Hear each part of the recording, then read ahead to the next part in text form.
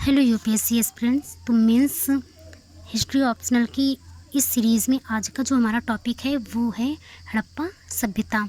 इस हड़प्पा सभ्यता को हम लोग सिंधु सभ्यता के नाम से भी जानते हैं, इसे इंडस वैली सिविलाइजेशन भी कहते हैं और इसे आद्य ऐतिहासिक काल की सभ्यता कहा गया है। इसे आद्य ऐतिहासिक काल की सभ्यता क्यों कहा गया है? क्योंकि इसकी लिपि तो हमें मिली है लेकिन हम इसे पढ़ नहीं सके हैं, इसलिए इसे आद्य ऐतिहासिक काल की सभ्यता कहा गया है।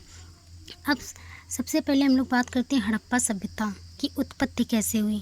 तो हड़प्पा सभ्यता की उत्पत्ति के कई व्यूज़ हैं, मतलब सभी कई विद्वानों के अलग अलग पॉइंट ऑफ व्यू हैं। कोई बोलता है ये द्रविड़ों ने इस सभ्यता का विकास किया। कुछ लोग बोलते हैं कि ये ईरानी सभ्यता के मतलब थ्रू विकसित हुई। कुछ लोगों का मानना है कि ये बलूच लोगों के थ्रू इस सभ्यता का विकास हुआ। कुछ लोग बोलते हैं आर्य। तो ऐसे ही मेसोपोटामियन सभ्यता, कुछ लोगों का बोलना है कि मेसोपोटामिया से लोग आए भारतीय क्षेत्र में और उन्होंने हड़प्पा सभ्यता के नगरीकरण का विकास किया। और जो इस समय लेटेस्ट में जो एक व्यूज़ चल रहा है वो है मुंडा उत्पत्ति। जो पंजाब साइड पे मुंडा या सांथाल लोग रहते हैं, तो ये कुछ लोगों का ये बोलना है कि ये मतलब मुंडा लोगों की उत्पत्ति उनके थ्रू ये हड़प्पा सभ्यता का विकास हुआ। लेकिन जो सबसे इम्पोर्टेंट इसका व्यू है वो है स्थानीय उत्पत्ति। सबसे ज़्यादा मतलब मानना ये है कि ये किसी बाहरी सभ्यता की देन नहीं है, बाहरी संस्कृति की देन नहीं है, बल्कि ये स्थानीय उत्पत्ति मतलब भारत से ही उत्पन्न हुई थी, स्थानीय कल्चर से ही उत्पन्न हुई थी।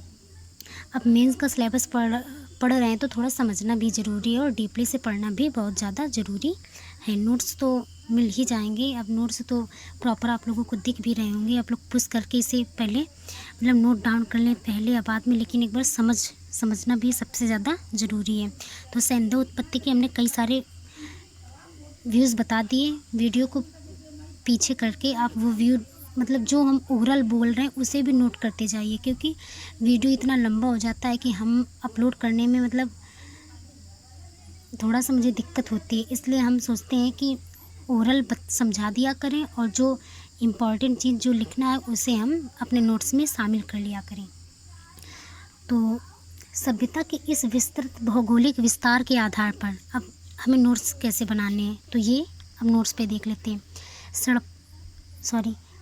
सभ्यता के इस विस्तृत भौगोलिक विस्तार के आधार पर सिंधु या सिंधु घाटी सभ्यता के नामकरण पर प्रश्न चिन्ह लगना स्वाभाविक है। अब हमने बताया इतनी बड़ी पृथ्वी है, यहाँ पर बहुत सारी जो सभ्यताएं हैं वो उत्पन्न हुई, तो हम लोग दावे से नहीं कह सकते हैं कि यही सबसे पुरानी है या इसका नाम सिंधु या सिंधु घाटी सभ्यता है। इसलिए इस पर मतलब प्रश्न चिन्ह लगना स्वाभाविक है।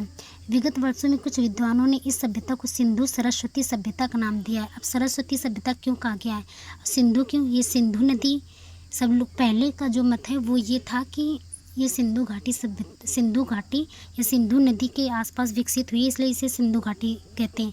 लेकिन अब जो लेटेस्ट व्यूज़ चल रहे हैं वो ये है कि सरस्वती नदी है, जैसे यहाँ पे ये हो गया हमारी मान लिए सिंधु नदी, और ये हो गया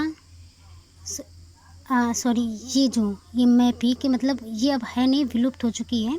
तो विद्वानों को मानना है कि ये यहाँ से मतलब उनका मानना है कि यहाँ से सरस्वती नदी निकली और इसी के आसपास हड़प्पा सभ्यता का विकास हुआ, इसलिए इसको सिंधु के नाम पर पहले सिंधु सभ्यता बोला गया। लेकिन अब विद्वानों को मानना है कि इसका सिंधु सरस्वती सभ्यता भी नाम है।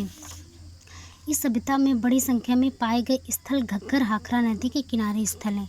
तो सबसे ज़्यादा संख्या में जो स्थल पाए गए हैं वो घग्गर हाखरा नदी के किनारे अवस्थित हैं।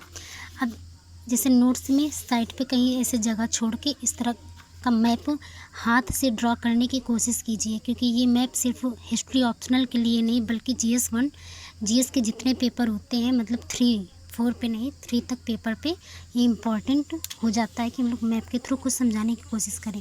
तो जैसे ये हड़प्पा सभ्यता का हमने सबसे इम्पॉर्टेंट एरिया कवर किया है। वैसे है तो ये जैसे नवदा, टोली, नेवासा, इनाम गाँव, दायमाबाद, यहाँ से आ जाती है दाऊ जाली, हडिंग, यहाँ पे कुचई और यहाँ पे चिरान, चेचर, तो ये सब भी आ जाते हैं मतलब इसी सभ्यता के अंदर भी।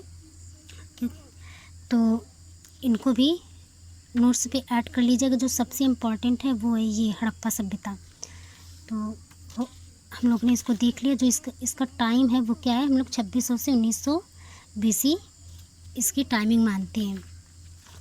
तो इंट्रो हम लोग ने देख लिया। अब आगे देखते हैं कि हड़प्पा सभ्यता के अध्ययन में इतिहास के भिन्न भिन्न दृष्टिकोण, इतिहास के भिन्न भिन्न जो दृष्टिकोण हैं उनको देख लेते हैं। अब जैसे भारतीय उपमहाद्वीप में प्रथम नगरीय सभ्यता के उद्भव के संदर्भ में आरंभ से एक विवाद रहा है। हमने पहले बताया मेसोपोटामियाई लोग कहते हैं कि उनकी सभ्यता पहले आई, चीन वाले बोलते चीन की आई, ऐसे सुमेरियन सभ्यता को बहुत सारे लोग बोलते हैं। तो इसके मतलब प्रथम नगरीकरण सभ्यता के उद्भव के संदर्भ में बहुत सारे विवाद हो रहे हैं। इसका कारण ये है कि इस सभ्यता के संबंध में आवश्यक स्रोत सामग्री की कमी है।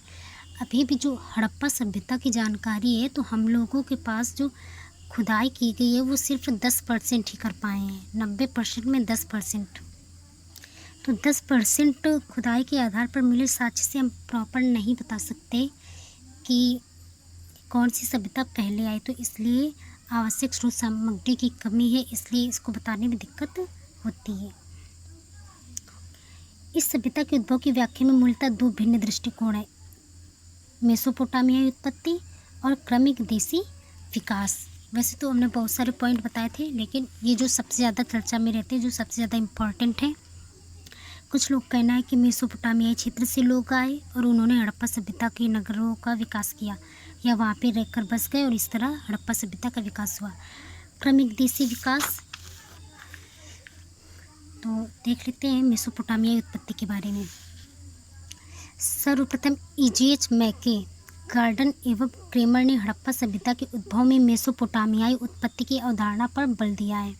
इनका मानना था कि मेसोपोटामियाई क्षेत्र से सिंधु क्षेत्र की ओर जनसंख्या का प्रवास हुआ तथा नव आगंतुकों के द्वारा इस क्षेत्र में इस सभ्यता की नींव डाली गई। हमने पहले ही बताया था कि मतलब लोग क्या कहना है कि जैसे ये अफ्रीका ये एरिया है, ये बोला गया कि मतलब यहाँ से लोग आए और जो हमारा ये इंडिया है, ये विश्व का मैप हम बना के समझा रहे हैं आपको कि जैसे मेसोपोटामियाई क्षेत्र यहाँ पे है, ये हो गया मिस्र की सभ्यता, यहीं पे सुमेरियन सभ्यता। तो मतलब यहाँ की जो मेसोपोटामियाई के लोग यहाँ पे भारत पे आए और हड़प्पा सभ्यता का इन्होंने विकास किया। और फिर जो दूसरी अवधारणा क्या है, वह है क्रमिक देशी उत्पत्ति की अवधारणा। तो ये अवधारणा क्या कहती है, इसके अनुसार ये है कि हड़प्पा सभ्यता का उद्भव उत्तर पश्चिम कौन सा हो गया, ये उत्तर पश्चिम की जो संस्कृतियाँ हैं उनके क्रमिक विकास का परिणाम था। अब हड़प्पा सभ्यता डायरेक्ट तो मतलब ऊपर से आके घर बन नहीं गए होंगे, तो हड़प्पा सभ्यता से पहले भी कुछ लोग होंगे।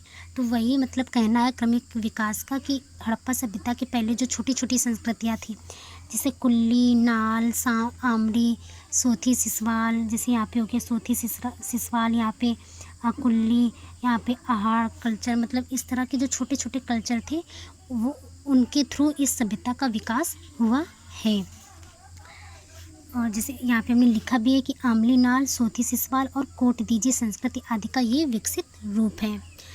एक तरफ गार्डन चाइल्ड जैसे विद्वान हड़प्पा सभ्यता के उद्भव में तकनीकी की भूमिका आदि पर अत्यधिक बल देते हैं। अब जैसे आंसर में हम लोग राइटर के मतलब 7 क्वेश्चन का आंसर देते हैं, तो ये मतलब थोड़ा अच्छा दिखता है। और UPSC में हम जितने भी आंसर अगर प्रमाण के साथ करेंगे तो वो मतलब वो ज़्यादा अच्छे नंबर हम लोगों को गेन करा सकते हैं। दूसरी तरफ मैक एडम तथा मीडियन सॉर्जन जैसे विद्वान सामाजिक राजनीतिक कारक को भी अतिशय महत्व देते हैं। इनका मानना है कि नगरीकरण के लिए अधिशेष का व्यापक संग्रह आवश्यक है। अब इन्होंने क्या माना कि नगरीकरण के लिए अधिशेष का व्यापक संग्रह हुआ और उसके थ्रू इस सभ्यता का मतलब नगरीकरण का ऐसा विकास हुआ। इस संग्रह में राजनीतिक सामाजिक कारक की अहम भूमिका है। इस तरह क्रमिक उद्भव की अवधारणा लगभग स्थापित हो चुकी है। अगर हम हड़प्पा सभ्यता के अंतर्गत गुजरात में धौलावीरा, हरियाणा में कुणाल, पंजाब में हड़प्पा, जैसे हड़प्पा यहाँ पे है, धौलावीरा यहाँ पे है, हरियाणा में मान लीजिए कुणाल यहाँ पर है। तो जैसे जब इन स्थलों को हम लोग दृष्टिपात करते हैं तो ये ज्ञात होता है कि उपर्युक्त तीनों स्थान प्राक हड़प्पाई चरण से हड़प्पाई चरण के स्तर पर क्रमिक रूप से संक्रमित होकर विकसित हुए हैं। अब द्रविड़ मत का क्या कहना है? हमने बताया था ना कि कई सारे मत है, द्रविड़, इंद्रानी, बलूच, आर्य, मेसोपोटामियन, स्थानीय, मुंडा, उत्पत्ति, क्रमिक विकास। तो हम लोगों ने कई व्यूज़ देख लिए, अब देखते हैं द्रविड़ मत क्या कहता है। तो द्रविड़ उत्पत्ति की अवधारणा के अनुसार यह तर्क दिया जाता है कि आर्यों के इस भूभाग में आगमन से पहले यहाँ द्रविड़ लोगों का निवास था। हमने बताया था कि लोग ये कहते हैं कि इस सभ्यता मतलब हड़प्पा सभ्यता के विकास से पहले यहाँ पर द्रविड़ लोग रहते थे और उनके थ्रू इस सभ्यता का विकास हुआ। द्रविड़ तथा हड़प्पाई लिपि में समानता थी। क्यों कहा गया? क्योंकि द्रविड़ और हड़प्पाई लिपि में समानता थी। इसके अलावा धार्मिक क्रियाकलापों, लिंग पूजा, आराध्य देव की पूजा, मातृ देवी की पूजा आदि में भी इनकी समानता मिलती है, इसलिए इसे द्रविड़ मत पे जोर दिया गया। अब क्रमिक उद्भव का जो सिद्धांत है इसको हमने और थोड़ा डिटेल पे लिया है। तो देखते हैं, हड़प्पा सभ्यता के उद्भव की व्याख्या में सबसे बड़ी समस्या है आवश्यक साक्ष्यों का अभाव। हमने फिर से बताया कि जैसे हम लोगों को चाहिए 100%, पर उस पर खुदाई सिर्फ 10% की हो पाई है, मतलब लगभग तो उतने ज़्यादा साक्ष्य नहीं मिल पाए। थोड़े साक्ष्यों से हम लोग नहीं पता लगा सकते, तो इसलिए इसकी व्याख्या करने में हम लोगों को दिक्कत आती है। अब पुरातात्विक साक्ष्य के अपर्याप्त होने का कारण है क्षैतिज उत्खनन का न होना, क्योंकि ये विधियाँ बड़ी महंगी होती हैं, इसलिए इनकी खुदाई ज़्यादा नहीं हो पाती है। अब क्रमिक उद्भव की अवधारणा ये सिद्ध करती है कि हड़प्पा सभ्यता किसी बाह्य कारक का परिणाम नहीं थी। क्रमिक उद्भव क्या बताता है कि ये ना तो द्रविड़ की है, ना ईरानी है, ना ये मेसोपोटामियन उत्पत्ति है, ये क्या है? स्थानीय कल्चर से उत्पन्न हुई थी। अब मैक एडन, मीडियन, सार्जन, इनका मानना है कि हड़प्पा सभ्यता का विकास उन ग्रामीण संस्कृतियों, कौन कौन सी? सोती सिसवाल, कोर्दीजी, आबरीनाल, ये सब संस्कृतियों के थ्रू हुआ जो उत्तर पश्चिम के विस्तृत क्षेत्रों में फैली हुई थी। जैसा कि हम जानते हैं कि सिंध का कछारी मैदान काफ़ी उपजाऊ था। अब यहाँ पर हड़प्पा सभ्यता यहाँ पर फैलने का कारण क्या हुआ? आप लोगों ने मतलब देखा होगा कि जो संस्कृतियाँ जो प्राचीन मिली हैं वो ज़्यादातर नदियों के किनारे मिली। जैसे नील नदी के किनारे मिस्र की सभ्यता हो गई, मेसोपोटामिया में दजला फरात इन नदियों के किनारे हो गया, हड़प्पा सभ्यता में इन नदियों के किनारे।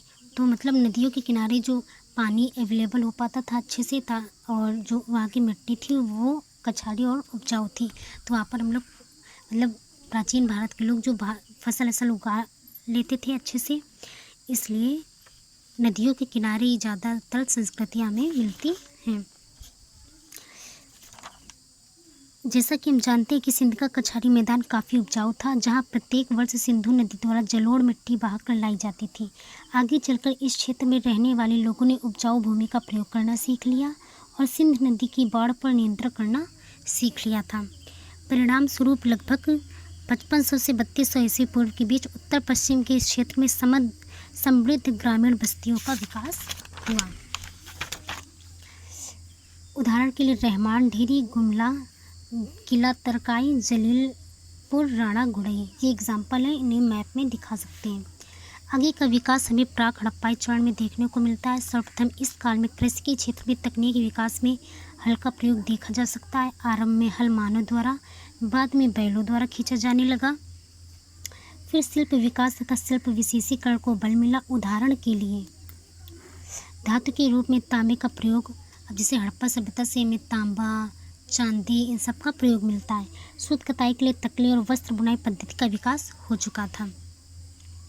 इस प्रकार तकनीकी विकास ने न केवल उत्पाद वर्ण यातायात पद्धति को भी बल दिया, नगरीय संरचना के विकास में धार्मिक कारकों का भी महत्व रहा, क्योंकि धर्म अनुष्ठान के माध्यम से भी ग्रामीण क्षेत्र से नगरीय क्षेत्र में उत्पादन अधिशेष को सुनिश्चित किया जा सकता था। इस प्रकार हड़प्पा सभ्यता का उद्भव क्रमिक विकास एवं जटिल प्रक्रिया का परिणाम था। तो आज हम लोगों ने इतना पढ़ लिया क्रमिक विकास के बारे में। अब कल हम लोग पढ़ेंगे क्रमिक विकास। अब मानो कुछ विद्वानों ने कहा कि क्रमिक विकास के थ्रू ये उद्भव हुई, और तो फिर कुछ लोग इसकी आलोचना भी करेंगे। तो कल हम लोग आलोचना के बारे में पढ़ेंगे। फिर हड़प्पा सभ्यता से जो हमें मुद्रा और मुद्रांकन मिले उनके थ्रू इसको समझने का प्रयास करेंगे। फिर इसमें प्रौद्योगिकी की भूमिका क्या है, धर्म की भूमिका क्या है, ये सब देखने का प्रयास करेंगे। तो कैसा लगा वीडियो? अगर लगा हो, यूज़फुल हो तो कमेंट्स कर दीजिएगा, क्योंकि आप लोगों के कमेंट्स से हमें मोटिवेशन मिलता है। तो थैंक्स फॉर वॉचिंग। नोट्स बनाइए, अच्छे से पढ़ाई कीजिए।